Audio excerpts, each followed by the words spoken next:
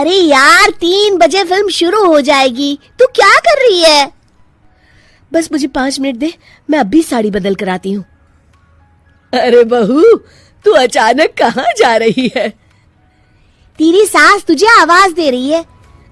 अरे छोड़ ना, ये बुढ़िया कभी नहीं सुधरेगी। क्या हुआ माँ जी? मैंने आपको कितनी बार मना किया है कि मुझे जाते हुए टोका मत कीजिए। मैं फिल्म देखने जा रही हूँ। तू अभी चली जाएगी तो मेरे लिए खाना कौन बनाएगा बहू? सुबह से भूखी बैठी हूँ। अरे माँ जी, आप कौन सा घर का काम करती हो जो आपको भूख लगी है? अच्छा, मुझे देर हो रही है, चलना रीटा। अंजलि के जाते ही सीता देवी अपनी किस्मत को कोसते हुए सारा दिन घर में भूखी बैठी रहती है। इस तरह अंजलि अपना बहू होने का कर्तव्य कभी नहीं निभाती थी। वहीं दूसरी तरफ अपनी सास के खाते से पैसे निकाल के अपने शौक पूरे करती थी। लेकिन सीता देवी इस उम्मीद पर थी कि एक दिन उसकी बहू सुधर जाएगी। फिर एक दिन सीता देवी की जुड़वा बहन गीता देवी वहां आती है। अपनी बहन को घर के काम करते हुए देख गीता देवी आग बबूला हो जाती है। अरे ये सब यहाँ क्या चल रहा है सीता? तेरी बहू कहाँ है जो तू घर के काम कर रही है? सीता देवी भावुक होकर रोने लगती है।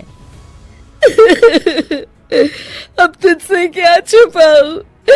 मेरी बहू रत्ती भर भी मेरी ये तो आप हद कर रही हैं। मैं बाहर पैदल जाऊंगी क्या? हाँ, पैदल जा। वैसे भी तुझे घूमने का शौक है, मुझे नहीं। देखिए माँ जी, इस तरह मेरी सहेली के सामने मेरी बेइज्जती करके आप ठीक नहीं कर रही हैं। आप मुझे अच्छी तरह जानती हैं, बाद में आपको पछताना पड़ेगा। अच्छा, तो तू नहीं सुधरने वाली। मेरे ही घर में मुझे ही धमकी दे रही है। तेरी याददाश्त के लिए बता दूं कि ये मकान मेरे नाम पर है। अब तू देख, मैं आज ही अपने बिल्लू वकील को बुलाकर ये सारी जायदाद अनाथालय को दान कर देती हूँ। फिर तुझे एक ढेला भी नहीं मिलेगा। गीता की बातें सुनकर अंजलि के पैरों तले जमीन खिसक जाती है। अरे अगर तेरी सास ने तुझे अपनी जायदाद से बेदखल कर दिया तब तो तू सड़क पर आ जाएगी। मैं तो कहती हूँ चुपचाप अपनी सास से माफी मांग ले अंजलि। हाँ, तू बिल्कुल सही कहती है। मेरी सास का कोई भरोसा नहीं है। अरे नहीं नहीं माँ जी, ऐसा गजब मत करिए। आज के बाद मैं आपको कोई तकलीफ नहीं दूंगी और घर के सारे काम ना मैं ही कर लूंगी। मैं आपको एक अच्छी बहू बनकर दिखाऊंगी। कुछ दिनों के बाद, ये लीजिए माँ जी, आराम से गाजर का हलवा खाइए। खुशबू तो बहुत अच्छी है। हाँ माँ जी, वैसे मैंने सब काम कर लिया है, तो मैं आपके पैर दबा दूं? आप आराम से हलवा खाइए। इस तरह गीता देवी अंजलि को सही रास्ते पर ले आती है और सीता देवी वापस अपने घर में आकर रहने लगती है। चिड़िया के पर निकल आए। तू चिंता मत कर, मैं ऐसी कई बिगड़ैल बहुओं को ठीक कर चुकी हूँ। अब मैं इस चुड़ैल से निपटूंगी।